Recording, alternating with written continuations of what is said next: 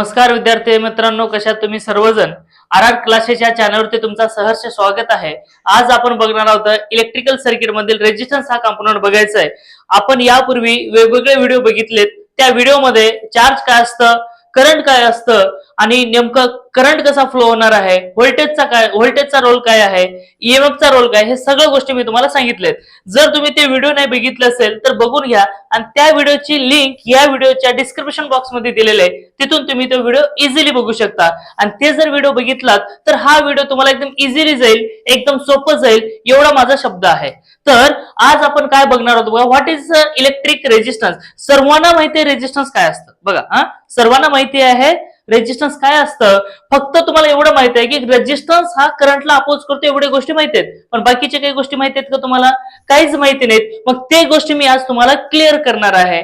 जर व्हिडिओ शेवटपर्यंत बघितलात तर मी गॅरंटी देत असतो की तुमच्या मनामध्ये, तुमच्या डोक्यामध्ये कुठलाच डाऊट राहणार नाही अबाउट द रेजिस्टन्स.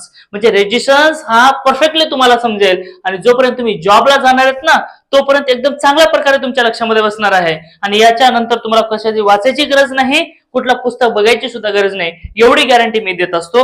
तर आता आपल्याला बघायचं आहे हे रेजिस्टन्स जे काही आहे कोणाकोणाला उपयोग ठरणार आहे.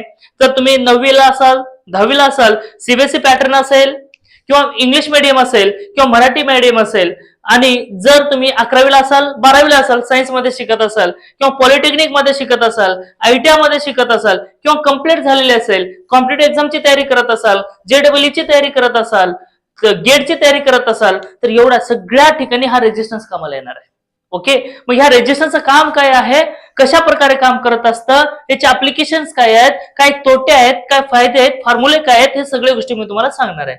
तर यापूर्वी मला एक विनंती करायची आहे, जर तुम्ही चॅनलला नवीन असाल तर आत्ताच सबस्क्राईब करून घ्या, जेणेकरून नवनवीन व्हिडिओ तुमच्यापर्यंत पोहोचतील. आणि कमेंट करायला मात्र विसरू नका, लाईक करायला मात्र विसरू नका, आणि आपल्या मैत्रिणींना आणि मित्रांना पाठवायला मात्र विसरू नका. हे सगळ्या गोष्टी आता आपण तुम्हाला मी दिलेली आहे. आता आपल्याला बघायचं आहे काय, व्हॉट इज इलेक्ट्रिक रेजिस्टन्स. तुमचा टाइम न घेता लगेच मी रेजिस्टन्स म्हणजे काय सांगतो. त्यापूर्वी डेफिनेशन समजून घेऊ अगोदर. डेफिनेशन काय असतं बघा, की डेफिनेशन म्हणजेच काय, रेजिस्टन्सची व्याख्या काय आहे ते बघू. इलेक्ट्रिक रेजिस्टन्स बघा काय आहे. इलेक्ट्रिक रेजिस्टन्स फक्त आपण इलेक्ट्रिकलचा रेजिस्टन्स घेतोय, दुसरा घेतोय का? नाही. कुठला घेतोय? फक्त आणि फक्त इलेक्ट्रिकलचा घेतोय. तर electric resistance is the property of, बघा प्रॉपर्टी कोणाची आहे, प्रॉपर्टी कोणाची आहे, तर ते रेजिस्टन्स आहे is the property of material that opposes the flow of electric current. म्हणजे बघा रेजिस्टन्सची प्रॉपर्टी अशी आहे की तो काय करत असतं, इलेक्ट्रिक करंटला अपोज करतं. त्याचं एकच काम आहे, काय आहे, इलेक्ट्रिक करंटला अपोज करायचा. काय करायचं त्याचं काम, रेजिस्टन्सचं काम काय, जर करंट फ्लो होत असेल तर त्या करंटला अपोज करण्याचं काम हा रेजिस्टन्स करतो. मग ते वाईटही करतो आणि चांगलंही करतो. ज्या ठिकाणी कामाचं आहे त्या ठिकाणी सुद्धा ते म्हणजे काही ठिकाणी कामाचं आहे, काही ठिकाणी कामाचं नाही, तरी त्या ठिकाणी रेजिस्टन्स असतं. मग हे होतो काय माहितीये का, आता कन्सेप्ट क्लिअर करतो तुमचा. रेजिस्टन्स तयार कसा होतो, रेजिस्टन्स तयार कसा होतो, कोणाकोणावरती डिपेंड आहे, त्याचे फॉर्म्युले काय आहेत, त्याचे फायदे काय आहेत, तोटे काय आहेत, ते सगळं मी सांगणार आहे. तर लक्ष द्या इकडं, रेजिस्टन्स नेमकं काम करतो कसा आणि तयार होतो कसा. बघा हे काय होतं माहितीये का, समजा असा एक कंडक्टर आहे, बघा लक्ष द्या, हा कंडक्टर आहे. ह्या कंडक्टर्स मध्ये नंबर ऑफ आयटॉम्स आहेत. काय आहेत, नंबर ऑफ आयटॉम्स आहेत. मग ह्या आयटॉम मध्ये, आयटॉम तर माहिती आहेत ना तुम्हाला, आयटम नाही आहे, आयटॉम. ओके, तर या ठिकाणी असा कंडक्टर लावलेले आहे. या कंडक्टरला आपण पॉझिटिव्ह आणि निगेटिव्ह असे टर्मिनल लावलेले आहेत. हा पॉझिटिव्ह, मोठी दांडी पॉझिटिव्ह असते, छोटी दांडी निगेटिव्ह असते. ह्याला काय दिले आपण, व्होल्टेज दिले. म्हणजे याचा अर्थ आपण प्रेशर दिले. या प्रेशरने जेव्हा इलेक्ट्रॉन्स हा निगेटिव्ह कडून पॉझिटिव्ह कडे फ्लो होत असतात तेव्हा याच्यातून काय होत असते, करंट फ्लो होत असते. एवढे तर गोष्टी माहिती आहेत तुम्हाला, करंट कशी फ्लो होते काय, मी सगळं याच्या अगोदरच्या व्हिडिओमध्ये सांगितलेलं आहे. आणि त्या व्हिडिओची लिंक या व्हिडिओच्या डिस्क्रिप्शन बॉक्स मध्ये दिलेली आहे, तिथे जाऊन तुम्ही बघून घेऊ शकता. ओके, तर बघा काय करायचंय, हा इलेक्ट्रॉन निघतो कुठून, निगेटिव्ह टर्मिनल पासून. कुठून निघतो, निगेटिव्ह पासून. मग त्याचा ध्येय काय आहे, पॉझिटिव्हला जाऊन पोहोचणे. काय, निगेटिव्ह पासून निघणे आणि पॉझिटिव्हला जाऊन पोहोचणे असा त्याचा ध्येय आहे. म्हणजे निघतो निगेटिव्ह टर्मिनल पासून जातो पॉझिटिव्ह टर्मिनल पर्यंत, म्हणजे त्याचं काम ओके होऊन जातं. मग याच्यामध्ये ऍटॉम्स आहेत, मग हे काय आहे? कंडक्टर. हे काय आहे? कंडक्टर आहे. मग हे कंडक्टर काय काम करत असतं? तर करंटला वाहून घेऊन जाण्याचं काम करत असतं. पण कंडक्टर मध्ये ऍटॉम हा पर्सेंट आहे. कंडक्टर मध्ये काय आहे? ऍटॉम हा प्रेझेंट आहेत. मग हे इलेक्ट्रॉन येणार या ठिकाणी, आता ह्याला इथून इकडे जायचंय. जर याच्यातले ऍटॉम, ह्याच्यातले जे ऍटॉम्स आहेत, ह्या ऍटॉमला हा इलेक्ट्रॉन येतो, असा धडकतो. ह्याला धडकल्याच्या नंतर तो खाली येईल किंवा वर जाईल, परत या ठिकाणी येईल, परत ह्याला धडकेल, अजून परत इकडे येईल, अजून ह्याला धडकेल. म्हणजे धडकाधडकीचे काम आहेत की नाही रे? इलेक्ट्रॉन काय होतो? फक्त इथून असं येत असताना आयटॉम सोबत कोलाइड होतो. बघा काय होतो? आयटॉम सोबत कोलाइड होतो, म्हणजे कुलिजन होते. कुलिजन म्हणजे काय? दोघांमध्ये टक्कर होते. कोणाकोणामध्ये? इलेक्ट्रॉन्स मध्ये आणि आयटॉम मध्ये. मग जेव्हा टक्कर झाली तेव्हा speed of the electron are decrease. बघा जेव्हा टक्कर होते म्हणजे इलेक्ट्रॉन एकूण येतोय, आयटॉम इथं आहे, आला ह्याला धडकला, म्हणजे जेवढ्या जास्त स्पीडने आली त्याची स्पीड कमी झाली. काय झालं? स्पीड ही कमी झाली, इलेक्ट्रॉनची स्पीड कमी झाली. कशामुळे? धडकल्यामुळे, बरोबर, कोलाइड झाल्यामुळे, कुलिजन झाल्यामुळे काय झालं? स्पीड ही कमी झाली. परत तिथून गेला, दुसऱ्या ठिकाणी गेला, अजून धडकला, अजून त्याची स्पीड कमी झाली. म्हणजे इलेक्ट्रॉनची स्पीड कमी होते. जर स्पीड कमी झाली तर नंबर ऑफ इलेक्ट्रॉन्स कमी होतील की नाही? जर याची स्पीड जर जास्त झाली तर फटवून गेला असता, दुसरा लगेच झाला असता की नाही? पण याची स्पीड कमी झाली म्हणजे ह्याला धडकला, त्यानंतर इकडे गेला, ह्याला धडकला, मग हे जाईपर्यंत दुसरा इलेक्ट्रॉन येणार का? येणार नाही. म्हणजे थोडक्यात त्याची स्पीड कमी झाली, थोडक्यात त्याचा काय झाला? अमाऊंट सुद्धा कमी झाला. म्हणजे नंबर ऑफ इलेक्ट्रॉन फ्लो व्हायचे सुद्धा काय झाले? कमी झाले. मग करंटची व्याख्या काय आहे? तुम्हाला माहिती आहे डेफिनेशन काय करंटची? The amount of flow of charges in a particular direction with किंवा इन कंडक्टर म्हणा, म्हणजे कंडक्टर मध्ये अमाऊंट ऑफ चार्जेस फ्लो होतात तेव्हा त्या ठिकाणी करंट म्हणतो आपण. मग हे इलेक्ट्रॉन कमी झाले म्हणजे थोडक्यात करंट डिक्रीज. म्हणजे काय होतो? रेजिस्टन्स मुळे या ठिकाणी कोलाइड, बघा रेजिस्टन्स कसा तयार होतो? जेव्हा इलेक्ट्रॉनचा आणि आयटॉमचा कोलाइड होतो किंवा कुलिजन होतो. बघा कोलाइड, जेव्हा कोलाइड होते तेव्हा काय होत असतं या ठिकाणी? किंवा टक्कर म्हणा, काय म्हणायचंय? टक्कर म्हणायचंय. जेव्हा टक्कर झाली तेव्हा त्या ठिकाणी काय झालं? त्याचा स्पीड कमी होत असते. आणि जेव्हा टक्कर होते तेव्हा हिट तयार होते. टक्कर झाल्यावर काय होते? हिट. बघा आता हिट कशी तयार होते? कधीतरी बघितलं असेल तुम्ही की आपण कशाने तरी दगडावरती मारतो किंवा लोखंडावरती मारतो, चिंगारी उडते. कशाची? एक स्पार्क असा वाढतो का नाही, म्हणजे जाळाचा तुकडा ओढल्यासारखं, म्हणजे निघाल्यासारखं निघतो, चिंगारी येते. म्हणजे तेवढ्या जोरात गरम होतो किंवा त्याला तुम्ही सतत सतत असं मारत राहा म्हणजे गरम होतो. कशामुळे झालं रे? ते टक्कर झाली म्हणून गरम झाला. म्हणून इलेक्ट्रॉनचे आणि आयटॉमचे टक्कर होते, कुलिजन होते, तेव्हा हिट होते. काय होते तयार? हिट तयार होते. हे कन्सेप्ट आहे रेजिस्टन्सचा. म्हणजे काय होतं माहितीये का? रेजिस्टन्स का एकतर करंटला अपोज करतो, एकतर करंटला अपोज करतो, दुसरी काय? हिट जनरेट करतो. काय करतो? रेजिस्टन्स हिट जनरेट करतो. मग या अपोजिशन मुळे टोटल अमाऊंट ऑफ करंट हा डिक्रीज होते आणि त्यासोबतच व्होल्टेजचा सुद्धा प्रेशर हा कमी होत असतो. म्हणजे याची इलेक्ट्रॉनची स्पीड कमी झाली म्हणजे काय झालं? व्होल्टेज कमी झाला. स्पीड कमी झाला म्हणजे काय झाला? व्होल्टेज कमी झाला. आणि व्होल्टेज कमी झाला म्हणजे काय झाले? इलेक्ट्रॉन सुद्धा फ्लो होण्याचे कमी झाले. म्हणजे थोडक्यात काय झाला? करंट हा कमी झाला. म्हणजे थोडक्यात काय समजलं रे तुम्हाला? काय समजलं? म्हणजे ऍटॉमचा आणि इलेक्ट्रॉनचा कुलिजन झाला, त्यामुळे काय झालं? त्या ठिकाणी रेजिस्टन्स तयार झाला. आणि रेजिस्टन्स तयार झाला म्हणजे काय झालं? हिट तयार झाली. आणि हिटचं काम काय आहे? Electrical energy is wasted in form of heat. बरं, रेजिस्टन्सचं काम काय आहे माहिती का? जेव्हा इथली इलेक्ट्रिकल एनर्जी आहे, ह्या इलेक्ट्रिकल एनर्जीचा कन्वर्ट करतो हिट मध्ये. म्हणजे बघा रेजिस्टन्सचं काम काय आहे? It convert electrical energy to the heat, to the heat और थर्मल एनर्जी, और थर्मल एनर्जी.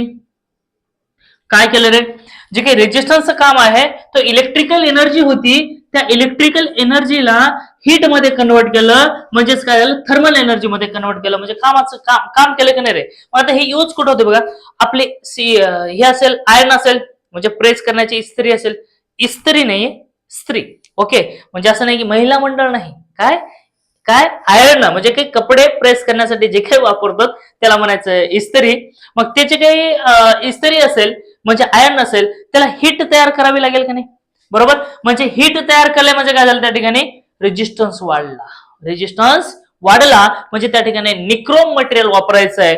जेव्हा तुम्ही निक्रोम मटेरियल वापरता तेव्हा त्या ठिकाणी हीट जास्त होते. ही पहिली गोष्ट झाली. दुसरं काय, हीटर असेल, हीटरचं सुद्धा काय, पाणी गरम करण्यासाठी वापरतो आपण. मग लाईटचा जो काही म्हणजे इलेक्ट्रिकल एनर्जी आहे त्याला कशामध्ये कन्वर्ट केलं जाते, हीट मध्ये, म्हणजे कामाचं झालं.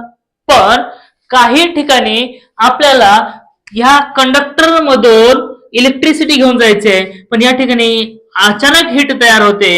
हे हीट कुठलेच कामाला येणार नाही, फक्त ते एकच करेल, करंटला अपोज करेल आणि करंट अपोज हीट वाढेल वाढेल वाढेल वाढेल आणि इथून कंडक्टर हा ब्रेक होईल. म्हणजे कामाचा आहे का, हा कामाचा नाही. पण हीटर आणि आयन जर म्हटलं तर त्या ठिकाणी काय, कामाचे आहेत.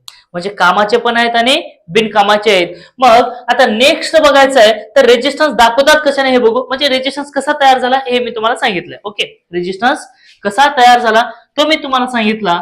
आता बघायचं आपल्याला रेजिस्टन्सचा युनिट काय, रेजिस्टन्स कशाने दाखवतात, रेजिस्टन्स कशाने मेजर करतात, कोणाकोणावरती डिपेंड आहे, हे सगळे गोष्टी आता मी तुम्हाला सांगतो. बघा, लक्ष द्या.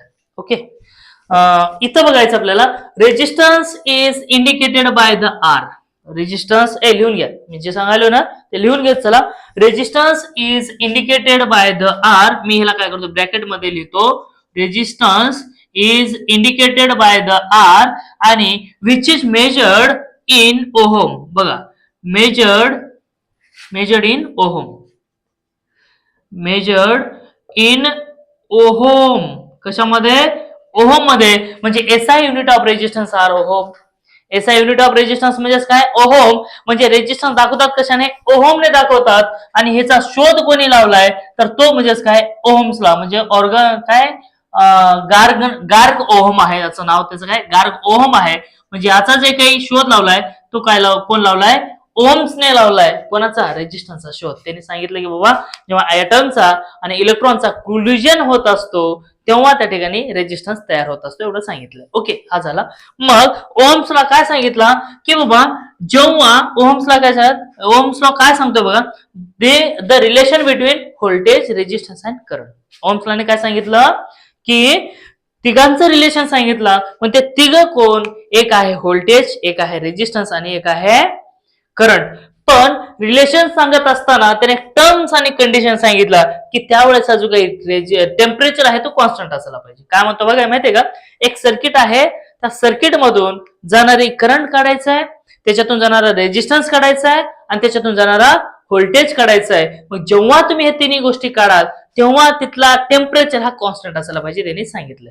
बरोबर, जर टेम्परेचर कॉन्स्टंट नसेल तर हे गोष्टी त्या ठिकाणी येणार नाहीत. मग काय सांगितलं रे ते बघा, ओहम हा वीर होता. काय होता, ओहम हा वीर पर्सन होता. आता एवढी गोष्टी सांगितलं म्हणजे वीर असेल की नाही, असेल की नाही. वीर म्हणजेच काय, शूरवीर. पहिल्याच्या काळातले लोक कसे होते, वीर होते की नाही. आपण आहोत का, आहोत का, हा आहोत. ओके, बघा आता काय आहे, वीर. वीरची स्पेलिंग तर तुम्हाला येते VIR, फक्त इथे इक्वल टू टाकायचा. म्हणजे ओम्सने सांगितलं व्ही जर काढायचं असेल तर रेजिस्टन्स आणि करंटचा गुणाकार करा.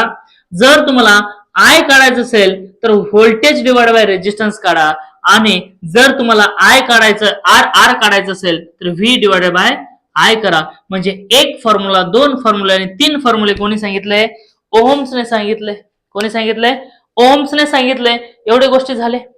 ओके, मग रेजिस्टन्स कोणाकोणावरती डिपेंड आहे आता हे बघायचंय. रेजिस्टन्स कसा होता, कशाने दाखवलं, कशाने मेजर केलं, ओहम मीटरने मेजर करतात त्याला. म्हणजे युनिट त्याचं ओहम आहे आणि त्याला मेजर करण्यासाठी ओहम मीटर वापरतात. मग हे एवढ्या गोष्टी सांगितलं कोणी, ओहम्सने सांगितलं की व्होल्टेज काढता येईल, करंट काढता येईल आणि रेजिस्टन्स काढता येईल. मग याच्यापैकी आपल्याला दोन गोष्टी माहित असायला पाहिजे तेव्हाच काढता येईल. आणि ह्यामुळे जे काही पॉवर डेसिपेशन होणार आहे, आता पॉवर डेसिपेशन म्हणजे काय, मी तुम्हाला सांगितलं पॉवर हा लॉस होतो कारण हीटच्या फॉर्म मध्ये, म्हणजे इलेक्ट्रिकल एनर्जी वेस्ट होते. ती इलेक्ट्रिकल एनर्जी म्हणजे काय, पॉवर. आता मी लगेच सांगतो तुम्हाला काय आहे. पॉवर काढायचं आहे आपल्याला, म्हणजे वेस्टेड पॉवर काढायचं, P equal to V square divided by R. काय आहे, V square divided by R. याच्यामुळे तुम्हाला काय भेटून जाईल, पॉवर भेटून जाईल. म्हणजे वेस्ट ऑफ पॉवर म्हणजे हीट किती या ठिकाणी जनरेट होते ते तुम्हाला समजून जाईल. आता नेक्स्ट आपल्याला बघायचं आहे, द रेजिस्टन्स हा कोणाकोणावरती डिपेंड आहे. रेजिस्टन्स कोणाकोणावरती डिपेंड आहे. मी थोडं साईडला होतो एवढं लिहून घ्या, म्हणजे तुम्हालाही समजेल आणि चांगलं पण वाटेल. आता नेक्स्ट बघायचं आहे. थोडस नोट्स काढत चाललं रे मी, काय थोडं थोडंच लिहायलोय. खरं तर असं नाही लिहायला पाहिजे, पण मी लिहायलोय आता, चांगलं लिहितो. ओके, म्हणजे तुम्हालाही समजेल आणि मलाही समजेल असं लिहितो, की तुमचेही डाऊट क्लिअर होतील, माझेही क्लिअर होतील. माझे तर क्लिअरच आहेत, पण करता येतील त्या टाईपने लिहितो. आता बघा, factor affecting of the resistance, right. म्हणजे रेजिस्टन्स कोणाकोणावरती डिपेंड आहे, म्हणजे resistance are depends on, resistance are depends on. बघा कोणाकोणावरती डिपेंड आहेत. रेजिस्टन्स हा डिपेंड आहे टेम्परेचरवरती. रेजिस्टन्स कशावरती डिपेंड आहे, टेम्परेचरवरती. दुसरं कशावरती आहे, length, length of conductor, length of conductor. बघा, लेंथ ऑफ कंडक्टर. त्यानंतर अजून रेजिस्टन्स कोणावरती डिपेंड आहे, नेक्स्ट आहे resistance are depends on material. कशावरती आहे, depends on material, material. Okay, material. अजून कशावरती डिपेंड आहे, resistance are depends on. Okay, एवढे 3 गोष्टी घ्या. म्हणजे रेजिस्टन्स आर डिपेंड आहे एरियावरती. अजून चौथा आहे area of the material, cross sectional area of the material, cross sectional area of material किंवा कंडक्टर ऑफ मटेरियलच घ्या, म्हणजे तुम्हाला हे समजेल. बघा आता हे तिघांचं सांगतो मी, म्हणजे चौघांचं सांगतो कन्सेप्ट काय आहे. टेम्परेचर म्हणजेच काय रे, जसा जसा टेम्परेचर वाढला तसा तसा रेजिस्टन्स वाढतो. आता टेम्परेचर कोणाचा, आपला का, पारा आपला वाढवायचा का, नाही. कोणाचा पारा वाढवायचा, की ज्या ठिकाणी सर्किट आहे त्या सर्किटचा जर टेम्परेचर वाढला तर रेजिस्टन्स वरती काय इफेक्ट होईल. जर टेम्परेचर वाढला तर रेजिस्टन्स वरती काय इफेक्ट होईल हे बघायचं आहे. Whenever increase the temperature then increase the resistance. Okay, बघा, जर टेम्परेचर वाढला तर रेजिस्टन्स सुद्धा वाढतो. मग याला म्हणायचं डायरेक्टली प्रोपोर्शनल. याला काय म्हणायचं आहे, डायरेक्टली प्रोपोर्शनल आहे. मग इथं काय करायचं बघा, जेव्हा टेम्परेचर इन्क्रीज होतो तेव्हा रेजिस्टन्स इन्क्रीज झाला, जेव्हा टेम्परेचर हा डिक्रीज होतो तेव्हा रेजिस्टन्स सुद्धा डिक्रीज होतो. टेम्परेचर समजलं. त्यानंतर नेक्स्ट आहे, नेक्स्ट कन्सेप्ट काय आहे बघा, लेंथ ऑफ द कंडक्टर. थोडक्यात बघा, आता length of the conductor, length of the conductor काढत असताना असं घ्यायचंय बघा, हे फॉर्म्युला लक्षात घेऊया. R equal to rho L by A, R equal to rho L by A हा फॉर्म्युला आहे. म्हणजे रेजिस्टन्स कॅल्क्युलेट करण्यासाठी हा फॉर्म्युला यूज करायचा आहे. काय, हा फॉर्म्युला. म्हणजे आर म्हणजे रेजिस्टन्स आहे, रो म्हणजेच काय, रेजिस्टिव्हिटी आहे, एल म्हणजे लेंथ ऑफ द कंडक्टर आहे, आणि ए म्हणजे क्रॉस सेक्शनल एरिया. म्हणजे रेजिस्टन्स हा फॉर्म्युल्यावरती खूप खूप इम्पॉर्टंट आहे. मग रेजिस्टिव्हिटी म्हणजेच काय बघा, हा आर आहे. अरे रेजिस्टिव्हिटी म्हणजेच काय, रो म्हणजे रेजिस्टिव्हिटी, मी तुम्हाला लिहून सांगतो आणि त्याचं कन्सेप्ट म्हणून सांगतो. रो म्हणजेच काय, रेजिस्टिव्हिटी. रेजिस्टिव्हिटी बघा, रेजिस्टिव्हिटी आहे. Resistivity are depends on material. म्हणजे प्रत्येक मटेरियलची रेजिस्टिव्हिटी वेगळी असते. समजा कंडक्टर आहे त्याची रेजिस्टिव्हिटी वेगळी आहे. त्यानंतर इन्सुलेटर आहे म्हणजेच काय, रबर असेल, ग्लास असेल, त्याची रेजिस्टिव्हिटी वेगळी आहे. म्हणजे प्रत्येक माणूस हा वेगळा असतो का नाही रे, प्रत्येक माणसाचे बिहेवियर वेगळे असतात की नाही. कोणी भावुक असतो, कोणी मयाळू असतं, कोणी रागीट असतं. म्हणजे प्रत्येकाचे वेगवेगळे नाही. तसाच जशी रेजिस्टिव्हिटी आहे, म्हणजे प्रत्येक कंडक्टरची रेजिस्टिव्हिटी वेगळी आहे. म्हणजे रेजिस्टन्स जर कॉपर असेल, कॉपरचा रेजिस्टन्स काही असेल तो कॉन्स्टंटच असेल. म्हणजे किती का कसा का असेल ना कॉन्स्टंट असेल, म्हणजे रेजिस्टन्स असेल. आणि जर फायबर जर म्हटलं तर फायबर हा इन्सुलेटर आहे. बघा, कॉपर हा कंडक्टर आहे, फायबर हा इन्सुलेटर आहे. म्हणजे दोघांचं वेगवेगळं की नाही. कॉपर हा करंट वाहून घेऊन जातो आणि फायबर हा घेऊन जातो नाही, म्हणजे त्याची त्याची रेजिस्टिव्हिटी ही वेगळी. मग मला सांगा, कॉपरची रेजिस्टिव्हिटी कशी असेल, कमी, आणि फायबर ची रेजिस्टिव्हिटी कशी असेल, जास्त. मग ज्याची जास्त आहे त्याच्यातून करंट फ्लो होईल का, होणार नाही. ज्याची कमी त्याच्यातून फ्लो होईल. म्हणजे थोडक्यात मला सांगता येईल की R equal to L by A. म्हणजे आता बघा, हे कन्सेप्ट मला सांगायचंय. मला काय सांगायचं, हे जसा जसा लेंथ वाढेल, बघा, R is directly proportional to L of the conductor. जसा जसा रेजिस्टन्स वाढेल तसा तसा लेंथ वाढेल. जशी जशी लेंथ वाढेल तसा तसा रेजिस्टन्स वाढेल. म्हणजे एल जर वाढला तर रेजिस्टन्स वाढतो, कारण अपोज करतो. काय करतो बघा, करंटला काय ऍटॉम असं करंट ह्याच्यातून इंटर झाला तर त्याच्यातून काय ऍटॉम येणार आहेत आणि ते काय इलेक्ट्रॉन्सला अपोज करणार आहेत. कितीपर्यंत अपोज करेल, जर छोटा जर असेल तर थोडकाच अपोज करेल, निघून जाईल का नाही इलेक्ट्रॉन्स. पण हे जर अशी लांब असेल तर इलेक्ट्रॉनला इथं अपोज होईल, इथं अपोज होईल, इथे इथे प्रत्येक ठिकाणी अपोज अपोज अपोज होत जाईल. जसे जसे अपोज अपोज अपोज होत गेले तसा तसा रेजिस्टन्स वाढत गेला. म्हणजे किती लांब अपोज केलं तेवढं जास्त रेजिस्टन्स वाढत गेला. म्हणजे सर्वात जास्त म्हणजेच काय, जर कंडक्टरची लेंथ वाढली तर रेजिस्टन्स हा इन्क्रीज होतो. जर कंडक्टर हा शॉर्टर असेल तर रेजिस्टन्स सुद्धा कमी असतो. म्हणजे मला काय सांगायचं बघा, resistance is directly proportional to L. Important आहे, कॉम्पिटेटिव्ह एक्झाम मध्ये येत असतं बघा. Resistance are directly proportional to the length of conductor. म्हणजे जेवढा लांब कंडक्टर तेवढा जास्त रेजिस्टन्स. बघा, जेवढा जास्त रेजिस्टन्स तेवढा जास्त कंडक्टर लांब, जेवढा कमी रेजिस्टन्स तेवढा कमी कंडक्टर लांब. एवढं लक्षात ठेवा. त्यानंतर मटेरियल्स, मटेरियल म्हणजेच मी आता सांगितलं इन्सुलेटर अँड कंडक्टर. बघा, एक आहे इन्सुलेटर अँड कंडक्टर, एवढंच घेऊ, सेमी कंडक्टर नको घेऊ आपण, म्हणजे तुम्हाला लक्षात येईल. इन्सुलेटरचा रेजिस्टन्स हा जास्त असतो. बघा, इन्सुलेटरचा रेजिस्टन्स हा आता सांगितलं मी फायबर इन्सुलेटर. इन्सुलेटर म्हणजे माहितीये का, ज्याच्यातून करंट फ्लो होणार नाही असा मटेरियल म्हणजेच काय आहे, इन्सुलेटर आहे. आणि ज्याच्यातून करंट फ्लो होतो त्याला काय म्हणायचं आहे, कंडक्टर म्हणायचं. त्याला काय म्हणायचं आहे, कंडक्टर म्हणायचं आहे. मग कंडक्टरचा रेजिस्टन्स व्हेरी डिक्रीज आणि इन्सुलेटरचा रेजिस्टन्स आर व्हेरी इन्क्रीज. म्हणजे याच्यातून करंट फ्लो होणारच नाही. ज्याच्यातून करंट फ्लो होणार नाही तो म्हणजे कोण असेल, तर तो असेल इन्सुलेटर. त्यानंतर नेक्स्ट आहे cross sectional area of the conductor. Cross sectional area म्हणजे माहितीये का, माहितीये का नाही, क्रॉस सेक्शनल एरिया काय असतं माहितीये, माहित आहे की नाही, हो नाही सांगा, पटकन पटकन सांगा, कमेंट करा, चला लवकर लवकर लवकर. समजतंय का नाही, हा समजायला पाहिजे, समजतंय. ह्यापूर्वी मी एक सांगतो तुम्हाला की तुम्ही जर चॅनलला नवीन असेल तर एक वेळ सबस्क्राईब करून घ्या, लाईक करा. लाईक केलं की मला असं मजा येते की आपला व्हिडिओ विद्यार्थ्यांना आवडू लागले बाबा. ओके, आणि शेअर करा, म्हणजे जेणेकरून आपलेही सबस्क्रायबर वाढतील आणि मलाही असं उत्सुकता येईल लेक्चर बनवण्यासाठी. तर आता बघायचे आपल्याला cross sectional area of the conductor. एक क्रॉस सेक्शनल म्हणजे जेवढा कंडक्टर जाड, आता समजा हे आहे आणि हे असे दोन आहेत, हे काय कमी जाड आहे, म्हणजे हे जास्त जाड आहे, हा काय कमी आहे. म्हणजे ह्याच्यात जाडी कोणाची जास्त आहे, याची जाडी जास्त आहे आणि याची कमी आहे. बरोबर, म्हणजे जो कंडक्टर जाड आहे त्याचा रेजिस्टन्स कमी. आता जाड का बरं माहितीये का, थोडक्यात मी तुम्हाला उदाहरण घेऊन सांगतो. जाड आणि पातळ काय असतं. जाड आणि पातळचा कन्सेप्ट सांगतो. मी सांगितलं की जाड जिथं असेल तिथं रेजिस्टन्स कमी असतो आणि पातळ जिथं असेल तिथं रेजिस्टन्स हा जास्त असेल. मला सांगा, इथं काय आहेत, असे माणसं आहेत, असे काय आहेत, माणसं आहेत, भीड आहेत, खूप सारे काय आहेत, भीड आहेत. आणि या ठिकाणी काय आहेत, दोन रस्ते आहेत. या ठिकाणी काय आहेत, दोन रस्ते आहेत. मग ते दोन रस्ते म्हणजेच काय, एक रस्ता इथून एवढा आहे, म्हणजे इथून एवढा रस्ता आहे पहिला रस्ता, दुसरा रस्ता काय इथून एवढाच आहे. ओके, इथून असं माणसं येणार येणार येणार येणार येणार येणार, असं असं असं असं येणार, असं येणार असं येणार. मग ह्याच्यातून इझिली 4-5 माणसं जाऊ शकतात ऍट अ टाइम. ह्याच्यातून फक्त एकच माणूस जाऊ शकतो.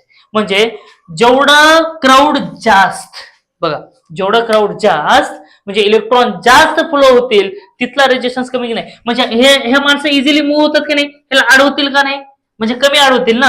इथून भिन तिथून भिन म्हणजे अडवणारे कमी झाले, म्हणजे जास्त माणसं ह्याच्यातून जातील. तसाच जर कंडक्टर असा मोठा असेल तर ह्याच्यातून इलेक्ट्रॉन जास्त जातील आणि जर असा छोटा असेल तर इलेक्ट्रॉन कमी जातील. म्हणजे इलेक्ट्रॉन फ्लो होत असताना ह्याच्यातून काय झाले, जास्त, आणि ह्याच्यातून एकच इलेक्ट्रॉन फ्लो झाला. ज्याच्यातून जास्त इलेक्ट्रॉन फ्लो झाले तिथला जो काही रेजिस्टन्स आहे तो कमी असतो, आणि ज्याच्यातून इलेक्ट्रॉन हा कमी फ्लो झाले तिथला रेजिस्टन्स हा जास्त असतो. म्हणजे थोडक्यात बघा, जेव्हा गर्दी असते ना त्या गर्दीमधून चालवता होतो आपण काय, आपण आता गर्दीमध्ये आहेत, समजा काय आहेत आपण गर्दीमध्ये आणि आपल्याला बाहेर पडायचंय.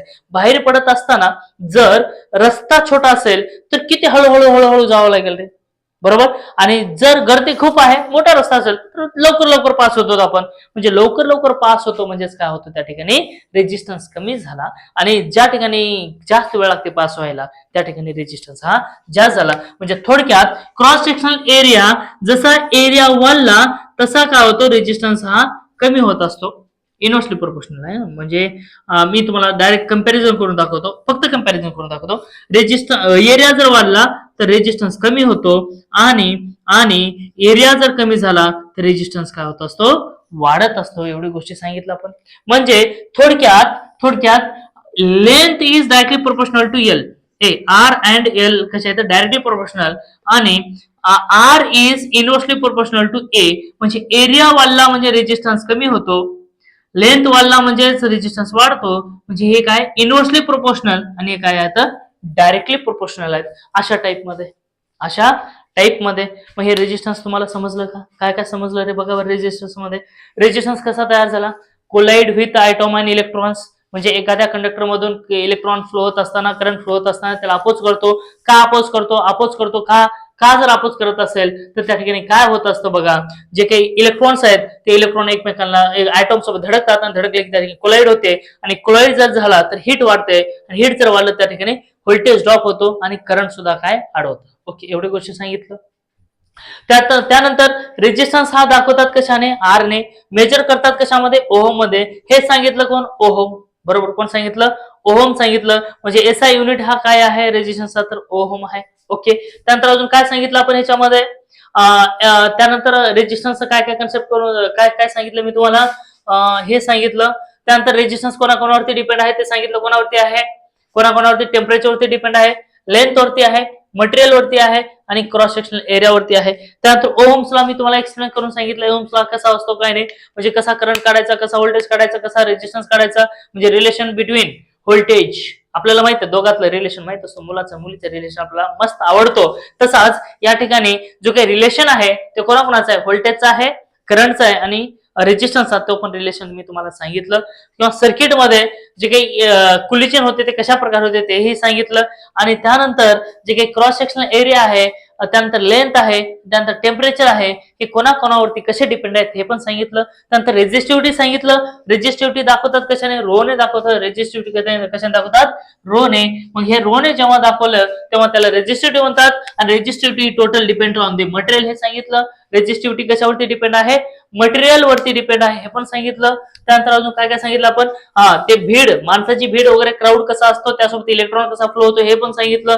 म्हणजे कधी रेजिस्टन्स वाढतो कधी कमी होतो हे पण सांगितलं. अशा टाइप मध्ये रेजिस्टन्स ओव्हरऑल संपला. रेजिस्टन्स काय ओव्हरऑल संपलेला आहे. मग याच्यामध्ये जर अजून तुम्हाला काही डाऊट असतील तर तुम्ही कमेंट करा. आणि जर तुम्ही कमेंट करत केलात तर मी त्याच्यावरती व्हिडिओ बनवेल आणि व्हिडिओ बनवेल मी तुमच्यापर्यंत पोहोचण्याचा प्रयत्न करेल. पण तुमचे जे काही डाऊट आहेत ते माझ्यापर्यंत पोहोचण्याचा प्रयत्न करा. अशा प्रकारे हा व्हिडिओ संपला असा मी जाहीर करतो. व्हिडिओ जर आवडला असेल तर लाईक करा, शेअर करा आणि सबस्क्राईब करायला मात्र विसरू नका. Thank you, take care, bye bye, all the best.